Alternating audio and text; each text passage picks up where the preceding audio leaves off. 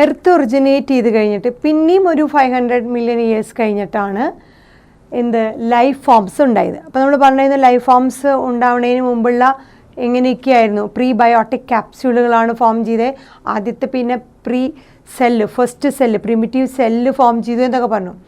So അതുപോലെയാണെന്ന് നമ്മൾ ആ artificially synthesise ചെയ്ത മൈക്രോസ്ഫിയർ കൊയാസർഫേറ്റിലൂടെ തെളിയിച്ചു. അപ്പോൾ ഇവല്യൂഷൻ ഓഫ് ലൈഫ് ഫോംസ് ആണ് അടുത്തത്. ലൈഫ് ഫോംസ് എങ്ങനെയാണ് ഇവോൾവ് ചെയ്ത് വന്നത്, അതിനെ സംബന്ധിച്ച് ഒരുപാട് റിലീജിയസ് ആയിട്ടുള്ള ഒരുപാട് തിയറികൾ പറയുന്നുണ്ട്. ലൈഫ് ഫോംസ് എങ്ങനെയാണ് വന്നതെന്ന് ഒരുപാട് പേര് പറയുന്നുണ്ട്. സോ ഇവല്യൂഷൻ എന്ന് പറയുന്നത് ഒരു നാച്ചുറൽ ആയിട്ടുള്ള ഒരു ഇൻഹറൻ്റ് ആയിട്ട് സ്വാഭാവികമായി നടക്കുന്ന ഒരു പ്രോപ്പർട്ടിയാണ്.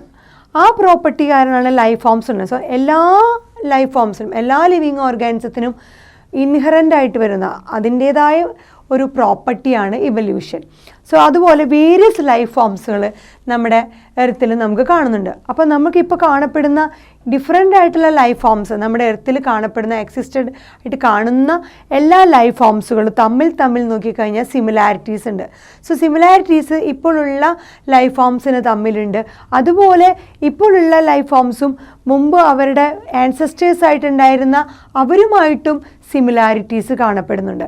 സോ ഇപ്പോൾ ഉള്ള ഓർഗാനിസംസ് എർത്തിലുള്ള അവർ തമ്മിലും അതുപോലെ ആൻസസ്റ്റേഴ്സുമായിട്ടും ഇവർക്ക് സിമിലാരിറ്റീസ് എല്ലാ ലൈഫ് ഫോംസിനും കാണുന്നുണ്ട്.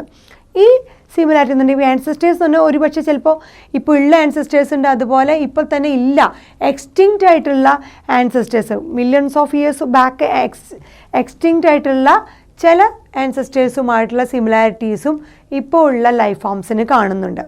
സോ ഇവല്യൂഷൻ എന്ന് പറയുന്നത് അതുപോലെ ഇൻഹറൻ്റ് ആയിട്ടുള്ളൊരു പ്രോപ്പർട്ടിയാണ് എല്ലാ ലൈഫ് ഫോംസിനും കാണുന്നത്. എങ്ങനെയാണ് അത് ഫോം ചെയ്തത്? അതിൽ കുറച്ച് തിയറീസിൽ കൺവെൻഷണൽ റിലീജിയസ് ലിറ്ററേച്ചറിൽ അതിൽ പറയുന്നത് നമ്മുടെ തിയറി ഓഫ് സ്പെഷ്യൽ ക്രിയേഷൻ നമ്മൾ ഓൾറെഡി പറഞ്ഞതാണ്, ഡിസ്കസ് ചെയ്തതാണ്. അതിൽ പറയുന്നത് 3 കന്നോട്ടേഷൻസ്, 3 അതിൻ്റെ വ്യാഖ്യാനങ്ങൾ അതിലെങ്ങനെയാണെന്ന് ഇൻ്റർപ്രേറ്റ് ചെയ്യണം. 3 തരത്തിൽ പറയുന്നു. ഒന്ന്, all living organisms that we see today were created as such. നമ്മളിപ്പോൾ കാണുന്ന എല്ലാ ലിവിങ് ഓർഗാനിസവും അങ്ങനെ തന്നെയാണ് അതിനെ സൃഷ്ടിക്കപ്പെട്ടത് എന്ന് പറയുന്നു.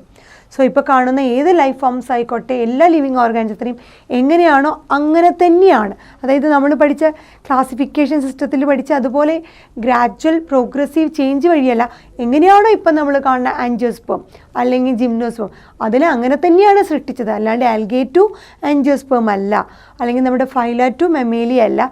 അങ്ങനെ തന്നെ ഇപ്പോൾ കാണുന്ന എല്ലാതും അതുപോലെ തന്നെയാണ് സൃഷ്ടിക്കപ്പെട്ടത് എന്നാണ് പറയുന്നത്. രണ്ടാമത്തത്, diversity as always the same. ഇപ്പോൾ നമ്മൾ കാണപ്പെടുന്ന ലിവിങ് ഓർഗാനിസത്തിൻ്റെ ഡൈവേഴ്സിറ്റി എങ്ങനെയാണോ അതുപോലെ തന്നെയാണ് സൃഷ്ടിച്ചത്. സിൻസ് ക്രിയേഷൻ എപ്പോഴാണ് ക്രിയേറ്റ് ചെയ്തത്, അപ്പോൾ തന്നെ ഡൈവേഴ്സിറ്റിയോട് കൂടിയാണ് ഇവരെ ക്രിയേറ്റ് ചെയ്തത്. And will be the same in the future. ഇതേ സെയിം ഡൈവേഴ്സിറ്റി ഫ്യൂച്ചറിലാണ്. ഇപ്പോൾ കാണുന്ന ഡൈവേഴ്സിറ്റി എങ്ങനെയാണോ അങ്ങനെ തന്നെയാണ് സൃഷ്ടിച്ചത്, അതേ ഡൈവേഴ്സിറ്റി ഫ്യൂച്ചറിലും കാണുന്നു എന്ന് പറയുന്നു.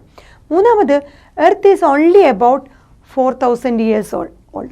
എർത്തിന് ജസ്റ്റ് 4000 വർഷം പഴക്കം മാത്രമേ ഉള്ളൂ എന്നാണ് ഇവർ പറയുന്നത്. ഈ പറഞ്ഞ സ്പെഷ്യൽ ക്രിയേഷൻ തിയറിയൊക്കെ 19th സെഞ്ച്വറിയൊക്കെ അതിനെയൊക്കെ ചാലഞ്ച് ചെയ്തുകൊണ്ട് വെല്ലുവിളിച്ചുകൊണ്ട് ഡാർവിൻ്റെ ഒബ്സർവേഷൻസ് വന്നു.